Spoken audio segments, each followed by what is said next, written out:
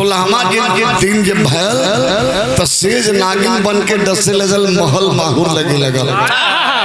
रनियावा मने मने सोचे लगल ए रजवा के पास जब खरिये चुन्नी नहीं रहल तो सावर भैंस कह लिया के बांधते रस खरी चुन्नी पर्दा में कथियों के समझे के कोशिश करा। अच्छा अच्छा हमार मेहरारू हो चाहे तोहार मेहरारू हो चाहे सकल समाज के मेहरारू हो, हाँ कौनो मेहरारू हो, ये मेहरारू एक ऐसा जीव है इनके एक तरफ सोना चांदी का गहना लाद लेकिन कुल माहुर माटी है पंचो।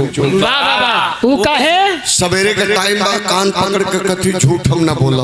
अच्छा 1% भी झूठ ना बोला। सोना चांदी कुल माहुर माटी माहुर है। जानती काहे बदे जब तक कि तोहरे पास मर्दानगी ताकत न रही।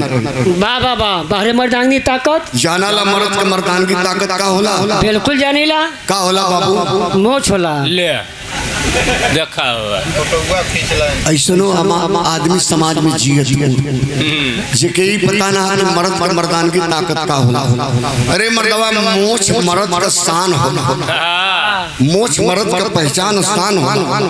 मर्दानगी ताकत का मतलब तोरे कमर में और जांग तम हो चाहिए, जोर हो चाहिए। वाह मतलब रान मोट होए के चाहिए, बढ़िया रहे के चाहिए। रान हाथ होता तो फ्रेश हां से काम मोटे रान के घर में चाटे होगी ना इनकर थोरो हुआ केकर हो इनके बड़का भैया कहूँगा हमरे घर में मारा भाई ठीक है। ये आप कैसे जल खानदान से यो मिलल